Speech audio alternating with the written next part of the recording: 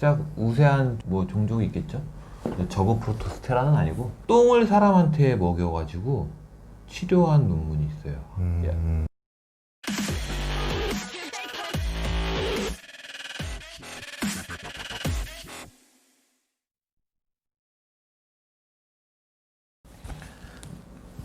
안녕하십니까, 닥터 형님의 황영입니다. 일반인 이우주입니다. 네, 안녕하십니까. 안녕하세요. 오늘은 우리가 마트나 약국 같은데 유산균을 쉽게 접할 수 있어요. 맞죠. 근데 이게 어떻게 효과를 주는지, 도움이 되는지, 어떤 효과가 있는지. 얼마나 먹어야 되는지. 아, 그래요. 뭐 요즘에 광고도 많이 하죠. 뭐 1000억 유산균, 뭐 100억 유산균, 뭐 장까지 내려가는 유산균. 일단은 유산균은 사람 몸에 다 있습니다. 그래서 몸에서 이제 소화 안 되는 음식물들을 소화시키기도 하고, 뭐 필요한 건 자기네들이 먹고 필요 없는 건 흡수하게끔 뭐 그렇게 하기도 하고, 자리를 잡고 터전을 잡고 있어. 지방령들이야. 이게 자리를 잡고 있으면서 지방령들. 자리를 잡고 있으면서 나쁜 놈들이 자리를 못 잡게 막는 역할을 하고요. 아까 말했듯이 소화를 시켜주는 역할을 좀 해줘요. 사람마다 뭐 유산균이 분포는 조금씩 다르다고 해요. 생물 분포가. 어떤 애는 뭐 A라는 게 많고, 어떤 애는 B라는 게 많고, 어떤 애는 C라는 게 우수하고, 각자 우세한 종족이 있겠죠? 저거 프로토스테라는 아니고, 아무튼 그런 식으로 우세한 쪽이 있다고 해요. 사람에 맞는 유산균이 좀 있다고 합니다. 유산균을 먹어야 되냐? 먹는 거에 나쁘지 않다고 생각해요. 근데 사람에 맞는 유산균을 먹는 게 좋다고 생각하고요. 이걸 먹어서 내가 소화가 잘 되고 장 트러블이 없는 건 본인이 알거든요. 그죠. 변을 원활하게 잘 보고, 이걸로 인해서 내 장에 트러블이 없는 것처럼 생긴다면 그거는 자기한테 맞는 거라고 봐요. 근데 뭐 이걸 먹어도 효과가 없고 더부룩하고 그러면 안에서 싸우고 있을 수도 있죠. 유산균끼리 잘 싸우면. 이게 뭐 섭취량이 뭐 과다 섭취다, 뭐 아니면은 뭐 양이 부족하다, 뭐 이런 기준은 특별히 없는 건가요? 안 먹어도 돼요. 유산균을 먹어야 되면 보험이 됐겠죠. 애기들은 유산균이 보험이 됩니다. 왜? 애들은 장내 세균이 아직 형성이 제대로 안 됐겠죠. 장내 누가 우세할지 아직 몰라. 이게 지금 뭐 전 세계적으로 보면 지금 미국이 좀 세? 깝치지 못하지. 많이 세요. 뭐 많이 센가? 아무튼 이렇게 해갖고 전 세계적으로 이렇게 균형을 딱 잡히면 안 싸워요. 힘의 균형이거나 뭐 균형이 있으면 전쟁이 안 나요. 근데 한쪽이 한쪽보다 강해지면 그때 먹으려고 해. 내가 좀 힘이 세졌어. 이 새끼 좀 우스운데? 그러면 싸워. 전쟁을 거는 거야. 그런 유산균들이 그런 역할도 좀 해줘요. 자, 이런 경우가 있었어요. 최근에 논문인데, 똥을 사람한테 먹여가지고 치료한 논문이 있어요. 감염병을. C. 디피실이라는 균이 있거든요. 클로스트리디움 디피실. 이름이 디피컬트에서 유래됐어요. 그러니까 치료하기 되게 어려운 균이에요. 어떤 균이냐면, 항생제를 쓰잖아요. 뭐 폐렴이나 뭐 요로감염이나 이런 거에서 항생제를 쓰고 나면 걔네들만 죽는 게 아니라 장내 세균들도 다 죽어. 그러면 점령했던 애들이 어떻게 돼? 점령지에 있던 애들이 뭐 갑자기 난데없는 폭탄에 막 죽어버리는 거야. 그럴 때 그 클로스트리디움 디피실이라는 균이 확장을 해. 얘네들이 없으니까 내가 먹어야겠다 하고 먹어.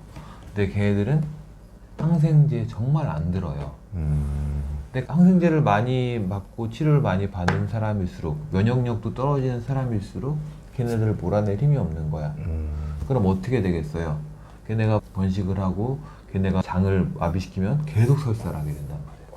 그래서 항생제를 먹다가 설사를 하게 되면은 조심을 해야 돼요. 그런 디피실 균이 갑자기 증식한 게 아닌가. 항생제를 그러면 뭘 쓰냐? 메트로니다졸이라는, 그러니까 현기성 균을 죽이는, 그게 현기성이 뭐냐면 산소를 필요로 하지 않는 균이에요. 산소가 없는데 좀 좋아하는 균. 아무튼 그런 균들을 죽여야 되는 항생제를 써야 돼요. 메트로니다졸이라는 거랑 방코마이신이라는 거, 그건 이제 유명한 항생제긴 해요. 내성균을 치료하는 항생제인데, 방코마이신은 먹으면 흡수가 안 되거든요. 장으로. 그냥 장으로 쭉 타고 내려가요. 그래서 거기서 애들을 죽이는 거예요. 너네 좀 죽어! 말하면서 타고 내려가는데 그 방코마이신을 주로 먹인단 말이에요. 이제 애들이 말을 안 들으면 방코마이신이라는 항생제를 먹여서 치료. 주사로는 안 되죠. 왜냐면은 장 내 겉에 사니까. 방코마이신을 먹어서 치료를 하는데 이걸로도 치료가 안 돼. 근데 아까 뭐라 그랬지? 유산균이라는 것들이 장내에 있으면서 세력 형성을 한다 그랬죠. 네. 그러면 건강한 사람의 변엔 더럽네.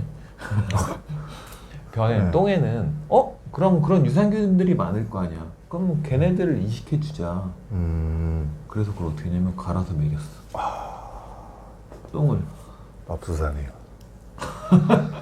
그냥 바로 먹인 게 아니고 관을 꼽고 거기로 그냥 바로 주입을 했어. 가장 큰 부작용은 뭔지 아세요?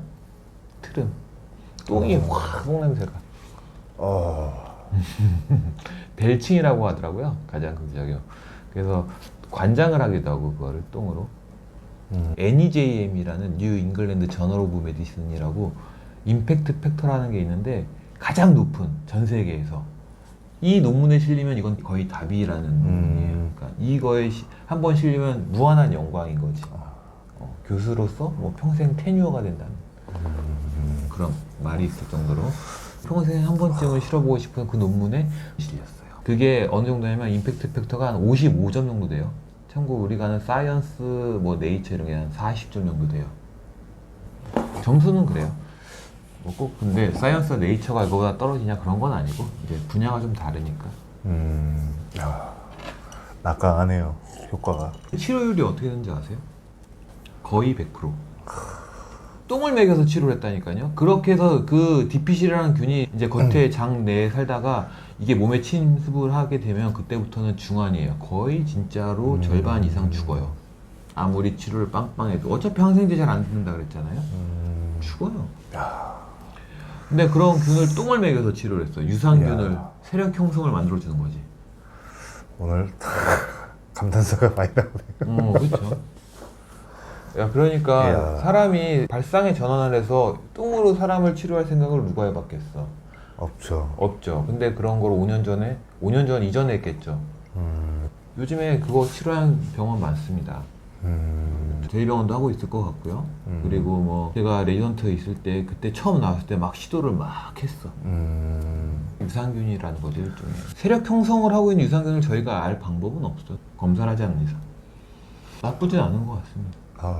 이걸로 세력 형성을 시켜주고 싶으면 많이 먹으면 형성이 될라나요? 아무튼 그렇습니다. 오늘은 똥으로 사람을 치료하는 더러운 얘기를 했지만 정말 효과적인 치료를 말씀을 드렸네요. 이런 치료도 있다. 그리고 항생제를 먹었는데 설사를 한다. 그럼 위험하다. 이런 것들 좀 알아두시고요. 네. 그런 치료를 받기 전에 네. 몸 관리를 잘해야겠네요. 맞아요. 항생제를 남용하면 안 되는 이유 중에 하나도 이거예요. 유산균으로 시작해서 똥으로 끝나. 항상 우리의 방송은 그런 것 같아요. 근데 하지만 뭐든 일단 도움이 되는 얘기니까. 네. 오늘은 여기까지 하겠습니다. 재밌으셨는지 모르겠네요. 도움이 됐죠. 됐죠? 유산균은 잘 챙겨 먹자. 감사합니다. 구독, 좋아요, 알림 설정 꼭 부탁드릴게요. 네, 감사합니다.